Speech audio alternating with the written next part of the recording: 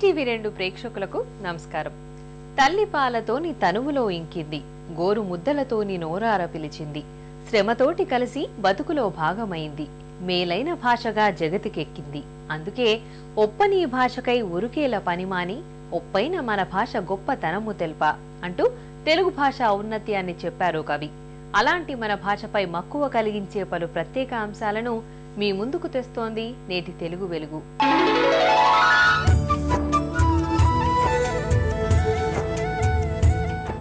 వారం వారం ప్రేక్షకుల్ని విశేషంగా ఆకట్టుకుంటున్న తెలుగు వెలుగు ప్రశ్న ఇప్పుడు మీకోసం. కూర్చొని తింటే ఇవైనా కరుగుతాయి. ఏ ఆస్తులు? బి పర్వతాలు, సి కొండలు, డి సిరి సంపదలు. మీ సమాధానం టీవీ అని టైప్ చేసి స్పేస్ ఇచ్చి ఆస్తులు అయితే ఏ, పర్వతాలు అయితే బి, కొండలు అయితే సి, సిరి సంపదలు అయితే డి అని టైప్ చేసి 562635కు SMS చేయండి. ప్రశ్న మరోసారి, కూర్చొని తింటే ఇవైనా కరుగుతాయి. ఏ ఆస్తులు? బి పర్వతాలు, సి కొండలు, డి సిరి సంపదలు. మీ సమాధానం టీవీ అని టైప్ చేసి స్పేస్ ఇచ్చి ఆస్తులు అయితే ఏ, పర్వతాలు అయితే బి, కొండలు అయితే సి, సిరి సంపదలు అయితే డి అని టైప్ చేసి 562635కు SMS చేయండి. తెలుగు భాషను రంగుల చిత్రాలతో అందించే కమ్మని కథలు, కమనీయమైన పాటలు ఎన్నో. కదిలే బొమ్మల కబుర్లతో చిన్నారుల్లో భాషా స్ఫూర్తిని కలిగిస్తున్న బాల వినోదాన్ని ఇప్పుడు చూద్దాం.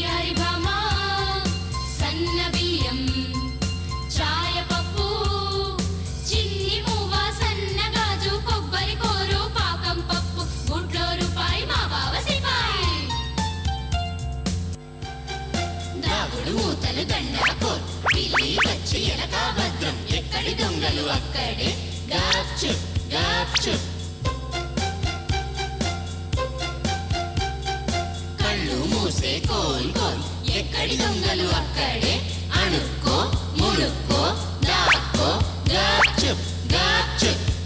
ఆకు కావాలా? పువ్వు కావాలా? పువ్వు కావాలి. పువ్వు కావాలా? పండు కావాలా? పండు కావాలి. పండు కావాలా? లడ్డు కావాలా? లడ్డు కావాలి. లడ్డు కావాలా? అమ్మ కావాలా? అమ్మ కావాలి. నాకు అమ్మే కావాలి. ప్రజల భాషకు సాహిత్య గౌరవం కల్పించిన వాగ్గేయకారుడు అన్నమయ్య. ఆయన సంకీర్తనల్లోని భాషా సౌందర్యాన్ని ఇప్పుడు ఆస్వాదిద్దాం.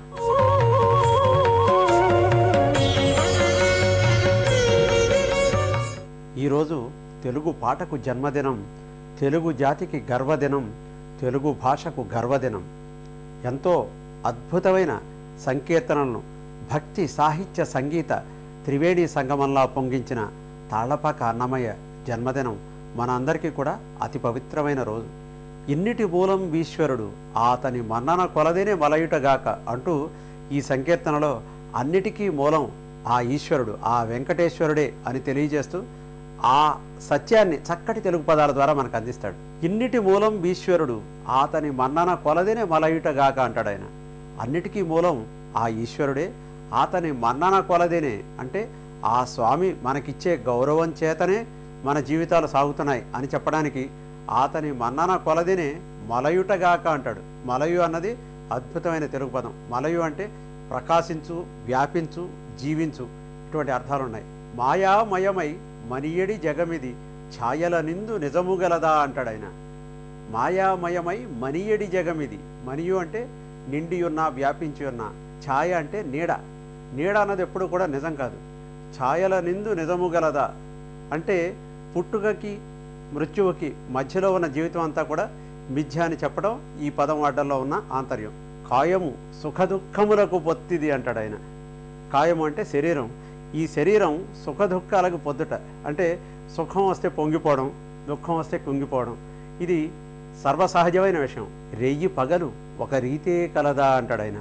రాత్రి పగలు ఒకే రీతిగా ఉన్నాయా? అదేవిధంగా ఈ సుఖదుఖాలు వస్తూ ఉంటాయి, పోతూ ఉంటాయి. కానీ మన యొక్క మన్నిక, మన్నన అంతా కూడా ఆ స్వామి ఇచ్చిన జీవితం ద్వారానే అని చెప్పడం అన్నమయ్య ఈ పదాలు వాడడంలో ఉన్న ఆంతర్యం. దైవాధీనము తగు సంసారము వావిరి జీవుల వశమవునా అంటాడు ఆయన. దైవాధీనట, మన సంసారం అంతా కూడా ఆ స్వామి యొక్క అధీనంలో ఉంది అని తెలియజేయడానికి ఈ పదం వాడతాడు ఆయన. వావిరి జీవుల వశమవునా అంటాడు. వావిరి అన్నది ఒక అందమైన తెలుగు పదం. వావిరి అంటే క్రమం. ఒక క్రమంలో ఈ సంసారాన్ని నడపడం మనకి సాధ్యమయ్యే పనేనా? ధావతి మనసిది తన కర్మ మూలము వేవేలైనా విడువగవశమా అంటాడు ఆయన. ధావల్యం అంటే శుద్ధమైన, స్వచ్ఛమైన. మన మనసు స్వచ్ఛమైందే, కానీ మనకొచ్చే కష్టాలు సుఖాలు కూడా మన కర్మ మూలాన్ని బట్టి వస్తాయట. పంచేంద్రియముల పరగేటి బ్రతుకిది చెంచలంబు నిశ్చలమవునా అంటాడు ఆయన. ఆ ఇంద్రియాలకి మనం లోనై వాటికి బానిసలై ముందుకు సాగుతూ ఉంటామని చెప్పడానికి పంచేంద్రియముల పరగేటి బ్రతుకిది చెంచలంబు నిశ్చలమవునా అంటాడు ఆయన. చాలా చంచలమైందట ఈ మనసు. అది నిశ్చలం అవుతుందా? ఎలా నిశ్చలం అవుతుంది? ఎంచగ శ్రీ వెంకటేశ్వరు కృపతో సంచయమైతే సతమవుగాక అంటాడు ఆయన. సంచయం అంటే సమూహం, ప్రోగు, ఇటువంటి అర్థాలు ఉన్నాయి. అందమైన తెలుగు పదాలతో అన్నిటికీ మూలం ఆ వెంకటేశ్వరుడే అని తెలియజేస్తూ మహాద్భుతంగా మనకి జీవన సత్యాల్ని ఉద్బోధన చేశాడు తాళ్లపాక అన్నమాచార్యుల వారు. మరిన్ని విశేషాలు చూసే ముందు స్వల్ప విరామం.